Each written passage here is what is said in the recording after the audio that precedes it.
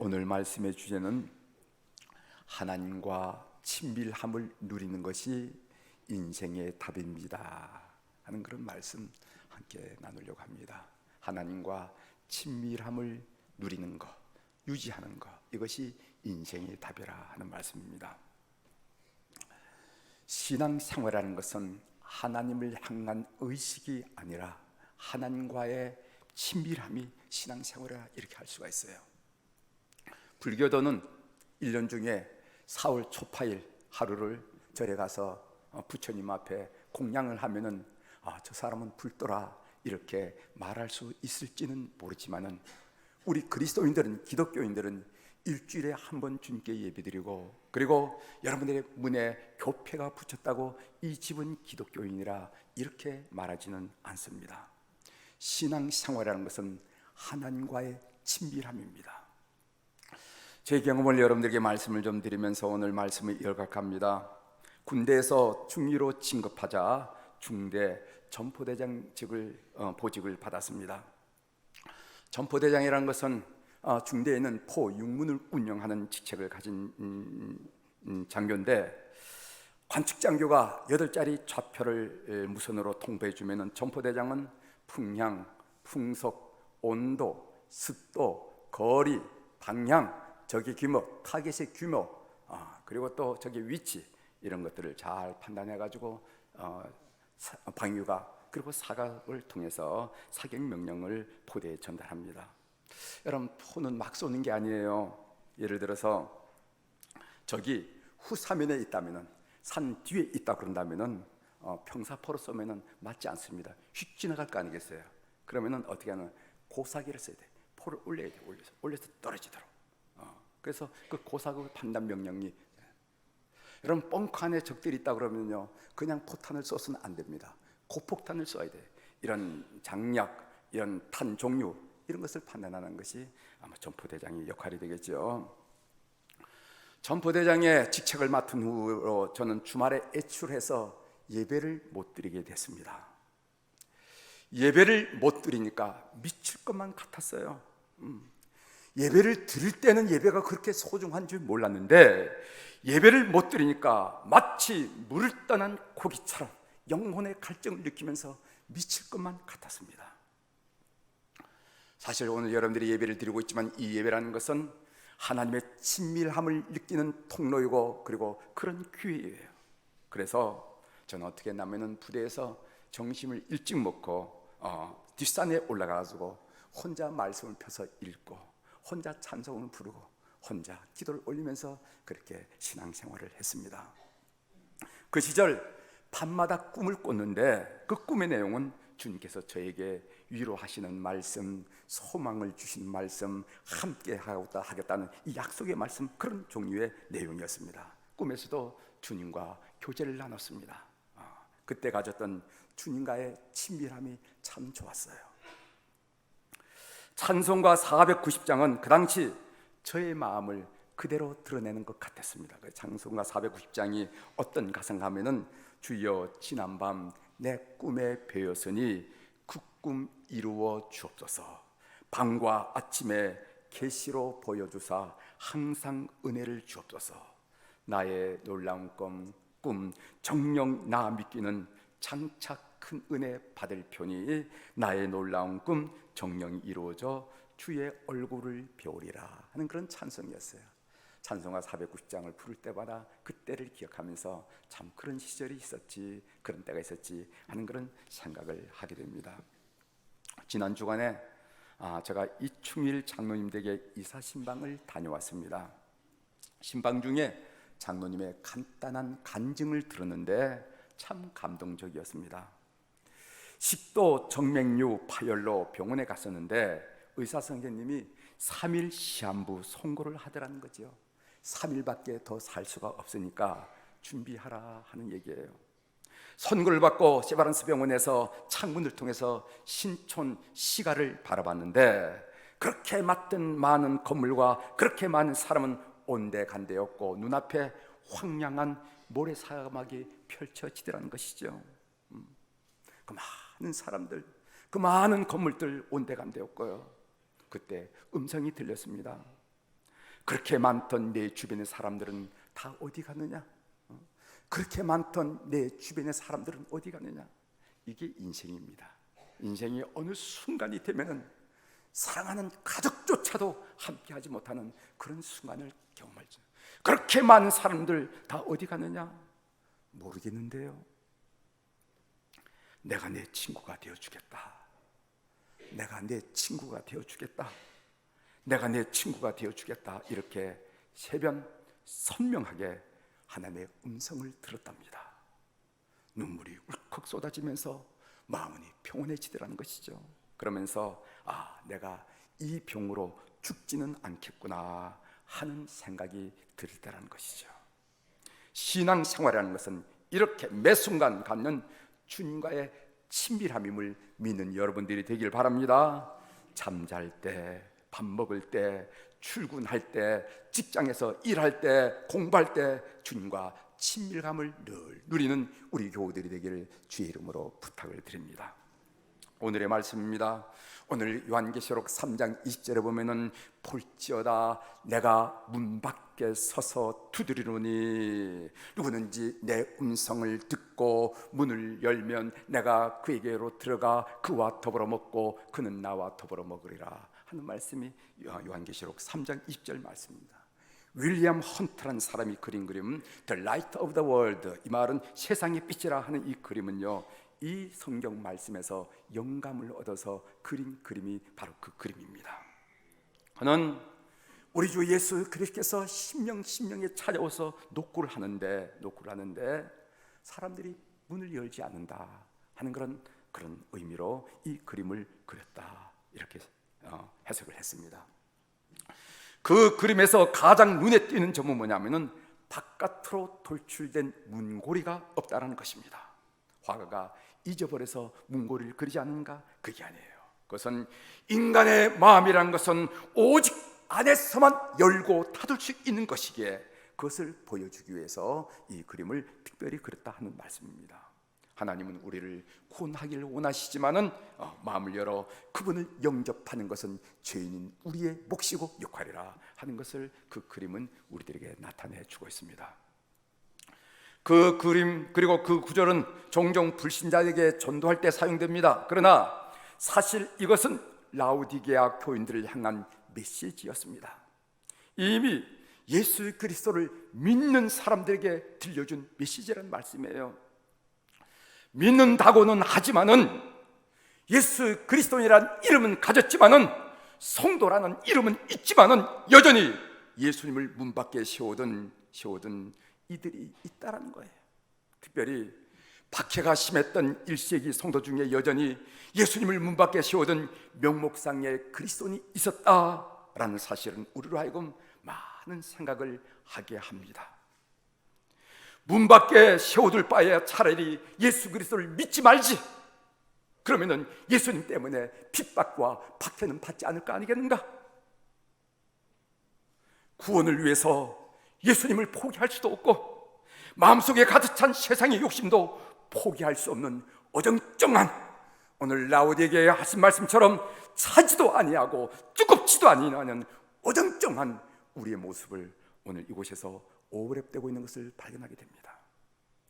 우리는 두려움과 떨림으로 오늘 이 본문을 읽고 자문하지, 그리고 자답하지 않을 수가 없어요. 본문을 구원이라는 관점에서, 복음이라는 관점에서 한 구절씩 뜯어보려고 합니다. 먼저 볼지어다 내가 문 밖에 서서 두드리노니, 이런 말씀이 있어요. 여기 이 서다라는 이 히라보 동사는 완료형으로 표현되어 있습니다. 이미 예수 그리스도가 내 문 밖에 와 계시다는 것입니다.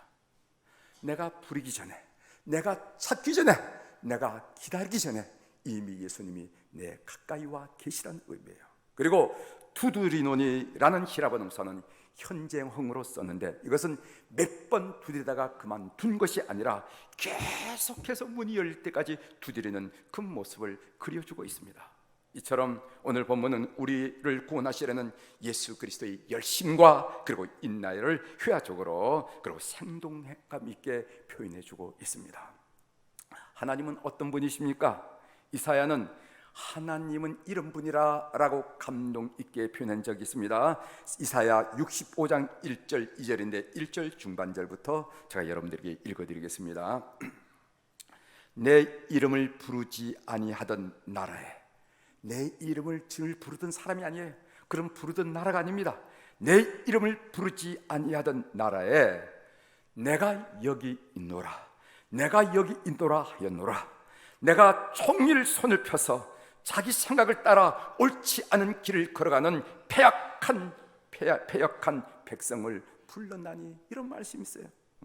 하나님은 자기 생각대로 살아가는 패역한 백성들을 향해서 총일, 한 시간이 아닙니다, 오전이 아닙니다, 총일 손을 벌리고 내가 여기 있는데, 내가 여기 있는데 라고 부르신다고 이사야는 우리 하나님에 대해서 이렇게 묘사하고 있어요. 여러분, 감격스럽지 않습니까? 오늘 우리가 구원받아서 이렇게 예배를 드린 것은 오늘 우리가 분별력이 있거나 판단력이 있거나 결단력이 있기 때문이 아니라 오늘 우리를 불쌍히 여기시고 긍휼히 여기시고 그대로 참으시는, 그 기다리시는 우리 하나님의 인내, 우리 주님의 인내 때문에 우리가 구원받은 줄 믿고 이런 본문을 받을 때, 본문을 대할 때 감격이 새로워진 것을 느끼게 됩니다. 두 번째로 보면은 누구든지 내 음성을 듣고 문을 열면, 이런 구절이 있습니다. 하나님은 우리에게 복음에 대해서 반응할 것을 늘 요구해 오셨어요. 여러분, 복음에 반응하는 우리 교우들이 되기를 주의 이름으로 고민합니다. 예수님은 사역을 처음 시작할 때부터 사람들에게 회개와 믿음으로 복음에 반응할 것을 주문하셨어요. 마가복음 1장 15절에 보면 이르시되 때가 찼고 하나님 나라가 가까이 왔으니 회개하고 복음을 믿으라 하시더라. 베드로 사도도 오순절에 청중들에게 이 패역한 세대에서 구원을 받으라는 말로 강력하게 반응을 촉구하는 것을 보게 됩니다. 사도행전 2장 40절이죠. 또 여러 말로 확증하며 고나여 이르되 너희가 이 패역한 세대에서 구원을 받으라 하니, 사도 바울도 마찬가지입니다. 사도 바울도 보라, 지금은 은혜 받을 때요, 지금은 구원의 날이다 하면서 죄인들에게 강력하게 반응할 것을 촉구하고 재촉하는 모습을 보게 됩니다. 고린도서 6장 하반절입니다.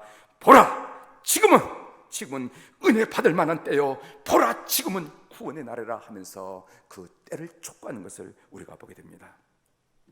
여러분, 주님은 마태복음 11장 16절 17절에서 이렇게 말씀하신 적이 있습니다. 이 시대를 무엇으로 비유할까? 오늘 우리가 살고 있는 21세기를 무엇으로 비유할까? 이 시대를 무엇으로 비유할까? 비유하건대 아이들이 장터에 앉아 제 동물을 불러 이르되 우리가 너희를 향하여 피를 불어도 너희가 춤추지 않고 너희가 슬피 울어도 너희가 가슴을 치지 아니하였다 함과 같도다.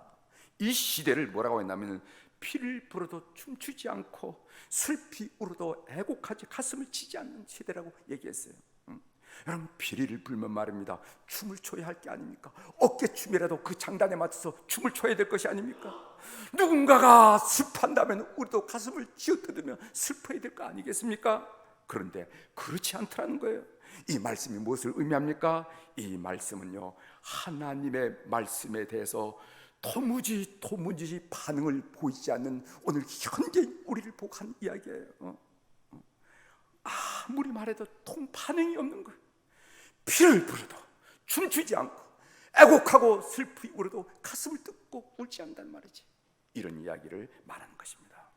사랑하는 성도 여러분, 하나님의 말씀에 대한 여러분의 반응을 한번 반성해 보십시오. 혹시 우리는 설교를 듣는 것이 너무도 익숙하고 습관에 되었기 때문에 말씀을 그냥 귓등으로 흘려보내는 것이 자연스럽지 않습니까? 그렇거니 목사님이 저렇게 얘기하는 거야, 늘 저렇게 얘기하는 거야, 이렇게 귓등으로 넘기지는 않습니까? 하나님 말씀에 늘 반응을 보이는 우리 교우들이 되기를 주의 이름으로 축원합니다.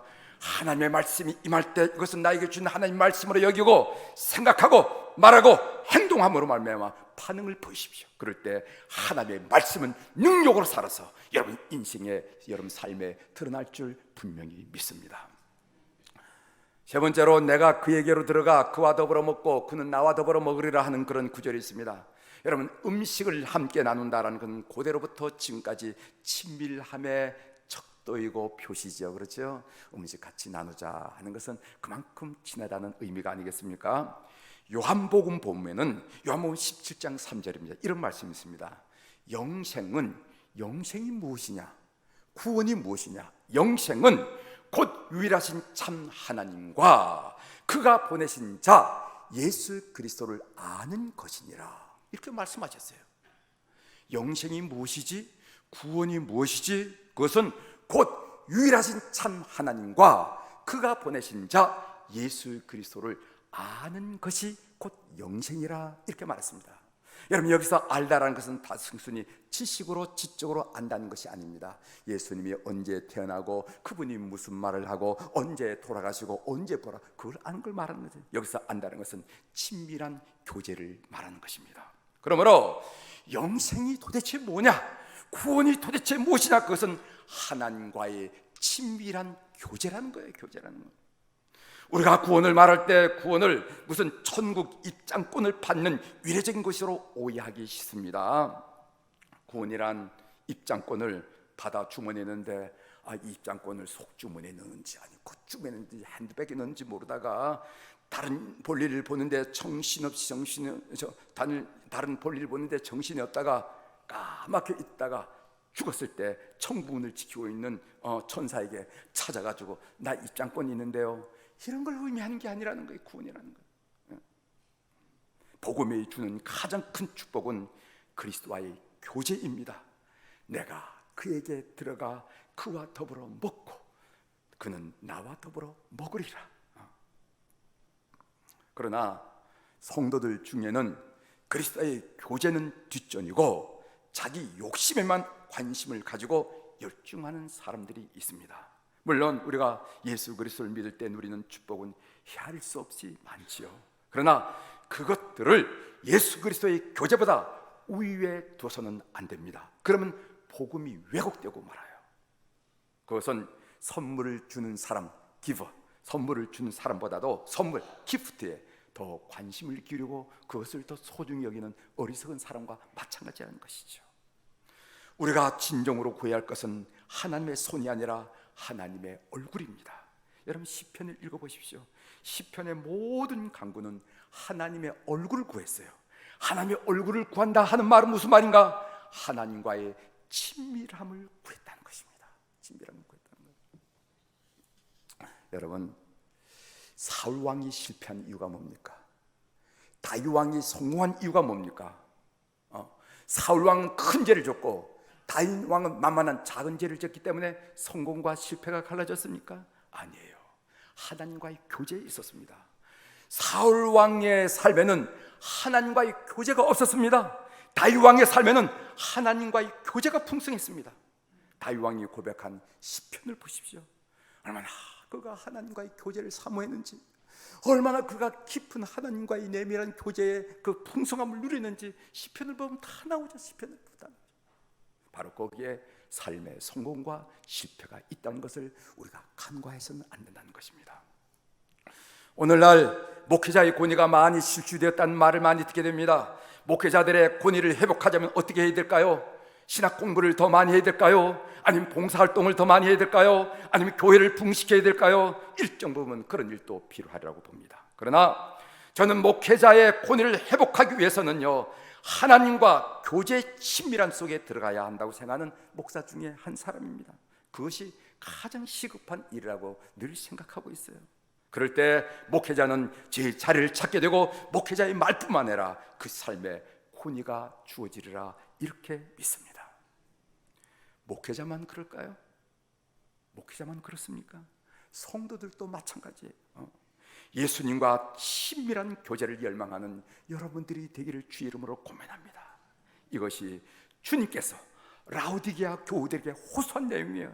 내가 그에게 들어가 그와 더불어 먹고 그는 나와 더불어 먹으리라. 이것이 이미 믿었던 교인들을 향해서 주님이 애원하는 얘기란 것을 우리가 꼭 마음속에 두셔야 됩니다. 하나님과 친밀함을 유지할 때 우리가 누리는 축복은 무엇입니까? 에베소서 1장 3절을 한번 보겠습니다. 찬송하리로다. 하나님 곧 우리 주 예수 그리스도의 아버지께서 그리스도 안에서 하늘에 속한 모든 신령한 복을 우리에게 주시되 하나님 우리에게 주신 복이 뭐냐면은 하늘에 속한 모든 신령한 복이라 하는 표현이 있습니다. 한두 가지가 아니에요. 하늘에 속한 신령한 복, 그 풍성함, 그 넉넉함이 있는데 왜 우리가 신앙생활을 하면서 영적인 거지로 사나 하는 이 말이에요. 허무감을 느끼고 허탈감을 느끼고 삶의 목적을 못 느끼고 삶의 무의성에 휘둘리면서 이렇게 사느냐 이 말이에요. 그 비밀이 4절에 있습니다. 에베소 1장 4절에 보면은 곧 창세전에 그리스도 안에서 우리를 택하사 우리로 사랑 안에서 그 앞에 거룩하고 흠이 없게 하시려고, 여기서 사랑 안에서라는 단어가 나옵니다. 이 사랑 안에서라는 이 히브리 기절이 의미하는 건 뭐냐면은 신랑 신부가 나눈 친밀함을 말하는 거예요. 즉 하나님과의 친밀함을 갖는 사람은, 하나님과의 친밀한 관계를 유지한 사람은 하늘에 속한 신령한 모든 복을 이 땅에서 누리며 산다고 성경에서 약속하셨다는 것입니다. 사랑하는 교회 여러분, 하나님과 친밀함을 유지하고 하나님의 친밀함을 갖는 교우들이 되기를 주의 이름으로 축원합니다. 그래서 하나님의 풍성함, 그 넉넉함, 그 충만함을 이 땅에 살면서 많이 체험하면서 멋진 그리스도인의 삶의 걸음이 되기를 주의 이름으로 축원합니다.